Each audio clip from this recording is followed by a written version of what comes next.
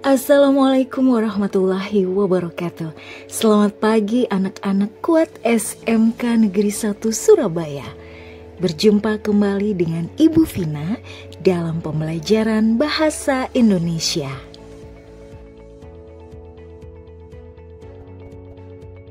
Pada video kali ini kita akan belajar materi Bahasa Indonesia untuk persiapan TKA. Dan pada kesempatan kali ini kita akan membahas materi dan latihan soal TKA untuk teks argumentasi bagian pertama. Sebelum kita memulai berlatih soal-soal TKA teks argumentasi, marilah kita mengingat sejenak tentang teks argumentasi. Teks argumentasi merupakan salah satu bentuk karangan eksposisi khusus. Teks argumentasi bertujuan untuk meyakinkan pembaca atau pendengar dengan menyajikan tanggapan atau pendapat yang didukung oleh fakta dan data. Ciri utama teks argumentasi yaitu adanya pendapat atau gagasan yang diperkuat dengan bukti-bukti logis dan objektif. Secara umum, struktur teks argumentasi terdiri atas 3 bagian, yaitu pernyataan pendapat, argumentasi, serta penegasan ulang atau simpulan. Pernyataan pendapat berisi pandangan awal penulis tentang objek. Argumentasi berisi alasan dan bukti pendukung. Penegasan ulang atau simpulan berisi penguatan kembali pendapat penulis. Menjelaskan argumen pro dan kontra. Dalam teks argumentasi, bagian argumentasi memuat alasan dan bukti yang mendukung atau menolak suatu pendapat. Argumen-argumen tersebut bertujuan untuk memperkuat sudut pandang penulis terhadap isu yang dibahas, agar pembaca dapat memahami persoalan secara lebih menyeluruh. Teks argumentasi sering menyajikan 2 sisi pandangan, yaitu argumen pro dan argumen kontra. Mari kita bahas satu persatu. Yang pertama, argumen pro. Argumen pro merupakan pendapat yang mendukung atau menyetujui topik yang dibahas. Biasanya, argumen pro berisi alasan-alasan yang menunjukkan manfaat, kelebihan, atau sisi positif dari suatu kebijakan, gagasan, atau tindakan. Argumen pro digunakan untuk meyakinkan pembaca bahwa pandangan yang diusung penulis layak diterima karena didukung oleh fakta, data, atau logika yang masuk akal. Perhatikan contoh berikut ini. Dalam isu keuangan digital, argumen pro akan menyoroti kemudahan transaksi, efisiensi waktu, pengurangan penggunaan uang tunai yang beresiko hilang atau dipalsukan, serta inklusi keuangan yang makin luas berkat akses aplikasi digital yang menjangkau masyarakat di daerah terpencil.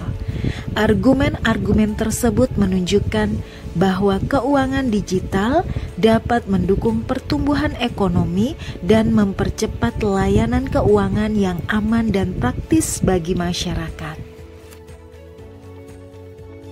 2. Argumen kontra. Sebaliknya, argumen kontra adalah pendapat yang menolak atau tidak sejalan dengan gagasan utama. Argumen kontra mengemukakan sisi negatif, resiko atau tantangan yang mungkin terjadi jika suatu kebijakan atau tindakan dijalankan. Dalam teks argumentasi, penyajian argumen kontra penting sekali agar pembaca dapat menilai masalah secara kritis dan objektif. Argumen kontra juga memberi kesempatan bagi penulis untuk membandingkan dan menegaskan kembali pendapatnya dengan argumen yang lebih kuat. Sebagai contoh, dalam topik yang sama tentang keuangan digital, argumen kontra dapat menyoroti resiko keamanan data, potensi penyalahgunaan teknologi oleh pihak tidak bertanggung jawab, serta kesenjangan digital yang membuat sebagian masyarakat, terutama lansia dan warga di daerah terpencil, kesulitan mengakses layanan keuangan digital.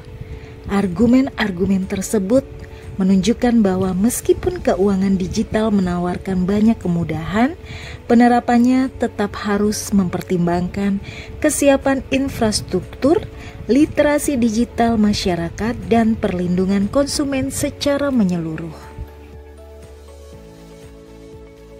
Berikut perbedaan argumen pro dan kontra secara ringkas.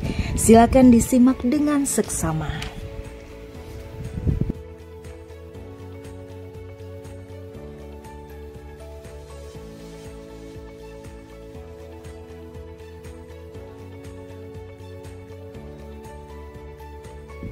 Dengan menyajikan kedua sisi argumen, teks argumentasi menjadi lebih seimbang dan menyeluruh. Pembaca diajak mempertimbangkan berbagai sudut pandang sebelum sampai pada kesimpulan yang logis. Penulis juga menunjukkan sikap terbuka terhadap kritik dan tidak memaksakan pendapat secara sepihak. Selanjutnya, mari kita bedah contoh soal berikut ini. Teks berikut untuk menjawab soal nomor 1 sampai 3. Cashless Society, apakah generasi Alpha siap? Perkembangan teknologi digital mendorong masyarakat menuju cashless society, yaitu sistem transaksi yang tidak lagi mengandalkan uang fisik.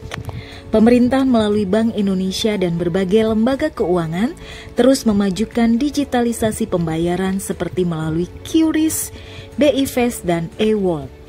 Bahkan menurut Bank Indonesia tahun 2024 terjadi pertumbuhan transaksi digital sebesar 20,7% dalam 2 tahun terakhir.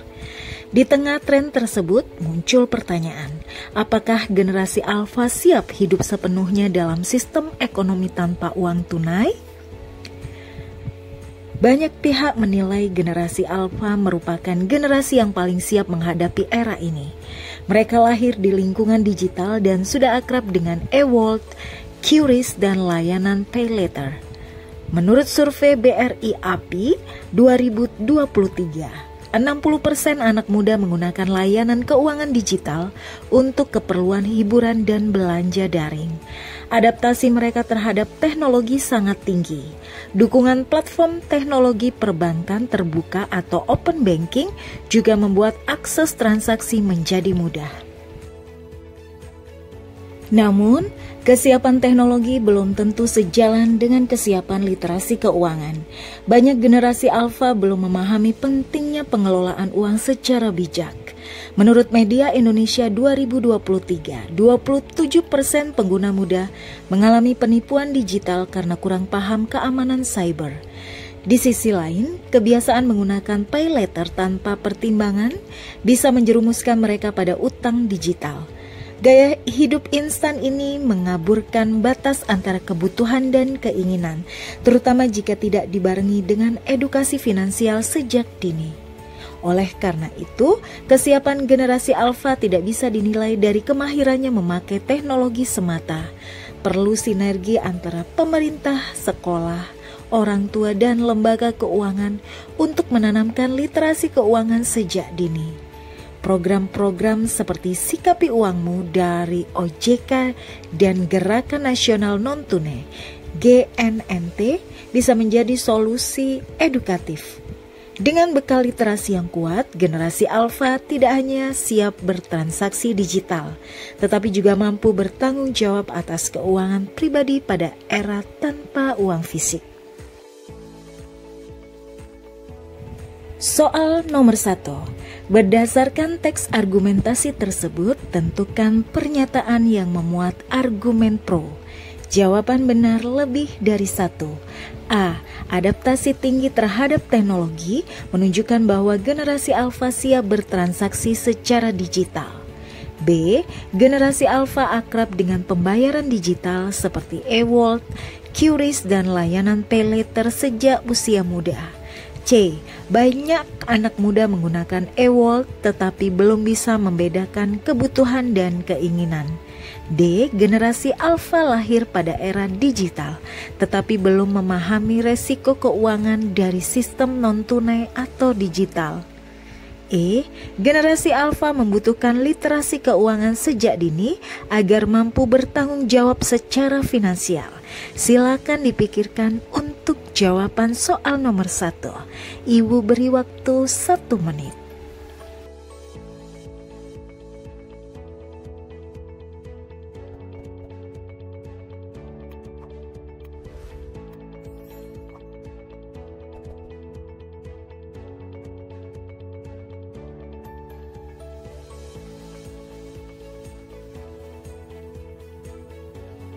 Jawaban untuk soal nomor 1 adalah A dan B. Mari kita bahas satu persatu. Adaptasi tinggi terhadap teknologi menunjukkan bahwa generasi alfa siap bertransaksi secara digital adalah benar. Pernyataan tersebut berasal dari paragraf kedua yang menyebutkan bahwa generasi alfa memiliki adaptasi yang sangat baik terhadap perkembangan teknologi. Pernyataan tersebut memperkuat posisi bahwa generasi alfa siap menghadapi sistem pembayaran non-tunai. Pernyataan tersebut secara langsung mendukung ide utama dari argumen pro. Generasi alfa akrab dengan pembayaran digital seperti e-wallet, QRIS, dan layanan pay later sejak usia muda adalah benar. Pernyataan tersebut berasal dari paragraf kedua yang menegaskan bahwa generasi alfa yang terbiasa dengan berbagai fitur teknologi keuangan sejak kecil. Jadi, pernyataan tersebut menunjukkan kesiapan mereka dari sisi teknologi dalam menghadapi cashless society. Soal nomor 2. Teks argumentasi tersebut memiliki argumen kontra. Pernyataan manakah yang menunjukkan argumen kontra berdasarkan teks tersebut? Tentukan benar atau salah untuk setiap pernyataan berikut. 1. Kemudahan teknologi finansial membuat generasi alfa terbiasa menggunakan e-wallet dan pay later. 2. Generasi alfa belum tentu memiliki literasi keuangan meskipun mahir teknologi. 3. Rendahnya pemahaman tentang keamanan digital membuat sebagian generasi alfa rentan tertipu. Silakan tentukan pilihan jawabannya. Ibu beri waktu 1 menit.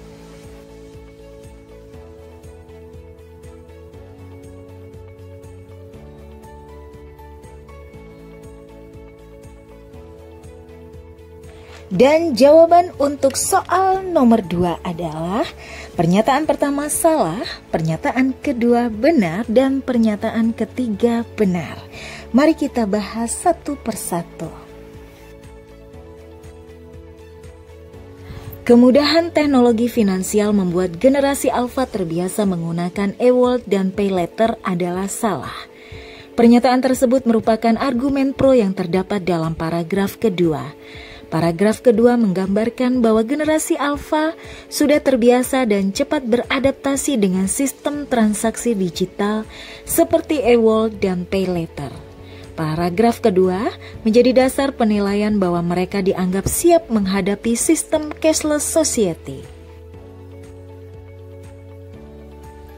Generasi alfa belum tentu memiliki literasi keuangan meskipun mahir teknologi adalah pernyataan yang benar. Dalam teks argumentasi tersebut disebutkan bahwa kesiapan teknologi belum tentu sejalan dengan kesiapan literasi keuangan. Meskipun generasi alfa mahir dalam menggunakan berbagai aplikasi keuangan digital, mereka belum tentu memahami cara mengelola uang secara bijak. Jadi, pernyataan tersebut merupakan argumen kontra yang mengkritisi anggapan bahwa generasi alfa sepenuhnya siap menghadapi cashless society.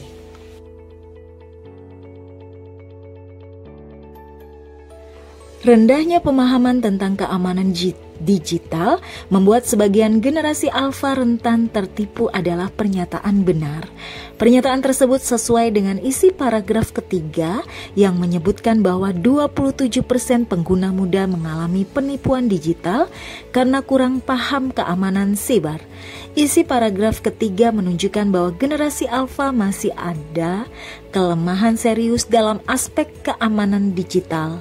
Pernyataan tersebut merupakan argumen kontra karena menyoroti sisi negatif dari kesiapan generasi alfa dalam menghadapi sistem cashless, yaitu kerentanan terhadap resiko penipuan akibat rendahnya literasi keamanan digital. Pertanyaan ketiga, apa hubungan antara paragraf kedua dan paragraf ketiga dalam teks argumentasi tersebut?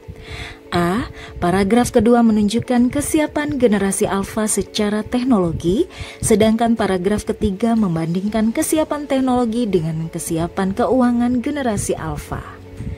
B.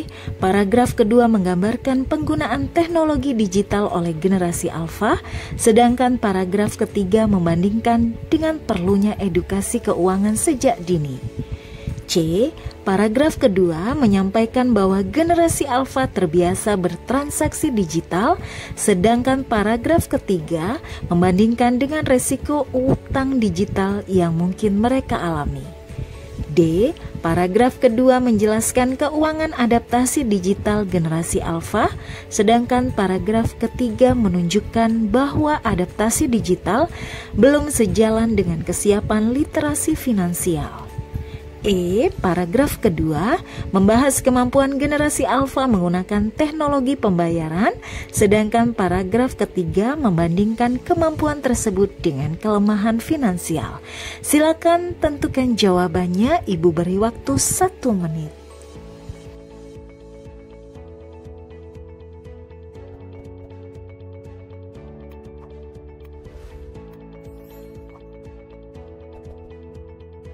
Jawaban untuk pertanyaan ketiga adalah D. Mari kita bahas bersama. Paragraf kedua menyampaikan sisi positif dan keunggulan generasi alfa dalam beradaptasi dengan teknologi keuangan digital. Disebutkan bahwa mereka lahir pada era digital, terbiasa dengan e-wallet, QR code, dan pay later. Serta survei BRI API menunjukkan 60% anak muda telah aktif menggunakan layanan keuangan digital. Paragraf ketiga masih membahas generasi alfa, tetapi beralih ke kritik dan kekhawatiran. Paragraf ketiga menekankan bahwa kemampuan teknologi mereka belum sejalan dengan kemampuan literasi keuangan. Pernyataan tersebut diperkuat dengan data dari Media Indonesia tentang 27% korban penipuan digital serta kebiasaan menggunakan pay later yang bisa berdampak negatif. Hubungan antar kedua paragraf tersebut bersifat perbandingan atau kontras. Paragraf kedua memberikan argumen pro, sedangkan paragraf ketiga memberikan argumen kontra sebagai penyeimbang dan penguat posisi argumentasi atau pandangan penulis.